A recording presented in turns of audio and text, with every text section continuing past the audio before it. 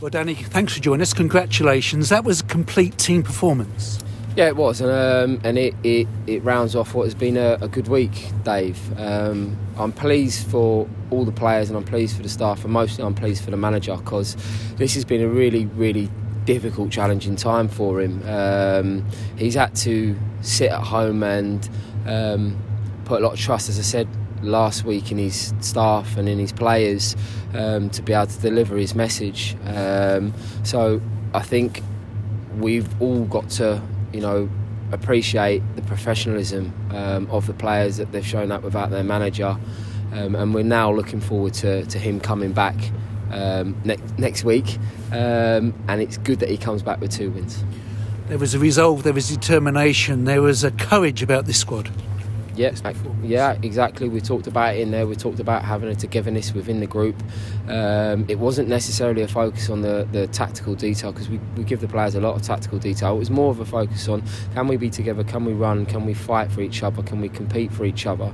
And I think that's come out today. We've played a team that's at the bottom half of the division, and we've played a team that's at the top half of the division, and I've just said to them in there, it makes no difference really. It shouldn't make any difference. If you can compete and do all those things that I've just spoken about, then you give yourself a great chance, and we've done that Tuesday and tonight, and we've got 2 fantastic results.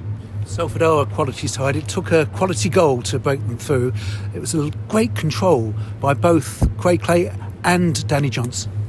Yeah, I've just watched it back in there, Dave. The touch from Craigie first and foremost to kill it. It was quite a bit of a pass that got put into him, and then when he puts it into Danny Johnson, it's a real striker's finish. It goes into him and he pulls it away, sharp finish into the bottom corner. I think it goes through one of their lads' legs. But it's a real predator's finish, and that's what Danny gives us. Had a couple of opportunities in the second half, where I think now we're looking at Danny Johnson, the amount of goals that he's scored.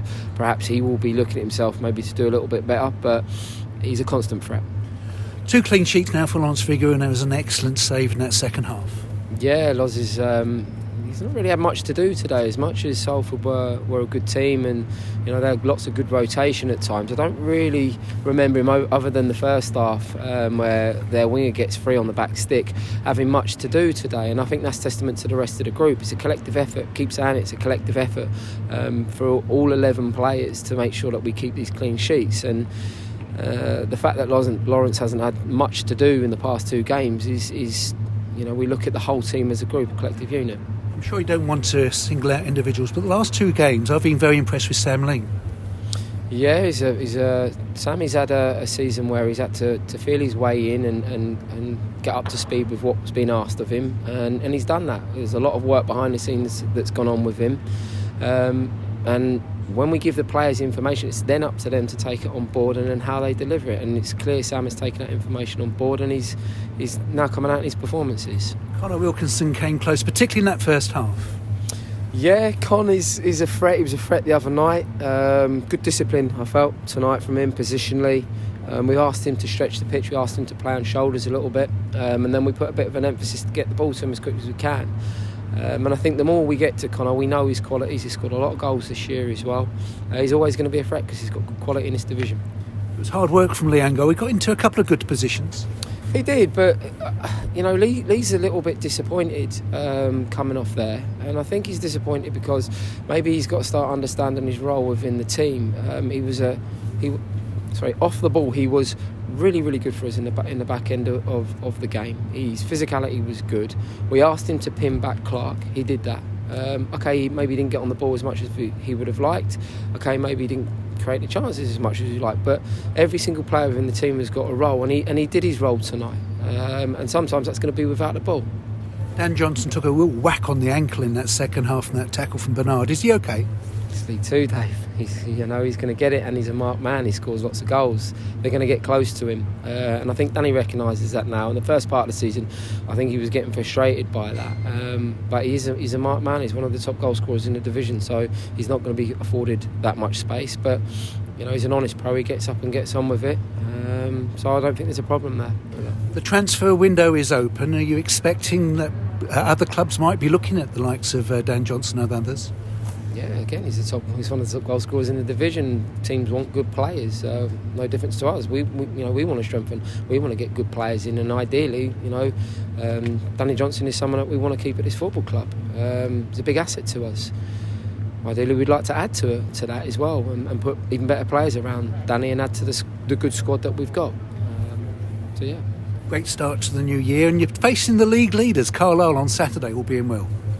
Yeah, it's going to be a long journey. It's one of the long ones. We're going to go up there positive. I keep saying it, this league has got such a balance to it. Teams at the bottom end of the division can come and cause you problems, as much problems as the teams in the top half of the division. So we fully expect Carlisle to be a difficult match for us, a good team. But it's about us, and I'll keep saying it, it's about us. We get what we need to do right, everyone does their jobs right, then we are a match for any team in this division. These are strange times. I know AFC Wimbledon wanted their game to be postponed today, 90 minutes before kick-off, because of COVID. The Tranmere Colchester game was postponed. How difficult is it at these times to be a coach and to be involved with professional football? Yeah, well, we're feeling the effects. We felt the effects earlier on in the season. I think we were one of the first teams to really feel the effects. Obviously, COVID went through the squad. And now we've lost our manager, Dave. So every team in the division is having to find a way to adapt to the current circumstances that we live in. But I think the teams that will go on and be successful are the teams that are able to adapt quickly, are able to not be flustered by the current circumstances that we find ourselves in. And it's something that we earmarked at the beginning of the season. The manager talked about it, that these things were going to throw themselves up, and it was how we approached them and how we handled them. And I think at the moment, throughout the whole football club from top to bottom, we are managing the situation as best we can. And I'm assuming that Ross will be on the touchline for next week? We're hopeful, yeah. We're hopeful to see Ross back on the training ground, first and foremost. We want him back around us. So we hope to see him back on the training ground middle part of next week. And then back on the bus with us and taking control, and I can go and be the assistant again. Thanks very much, and congratulations on back-to-back wins. Well done, Dan. Thanks, Dave. Thank you.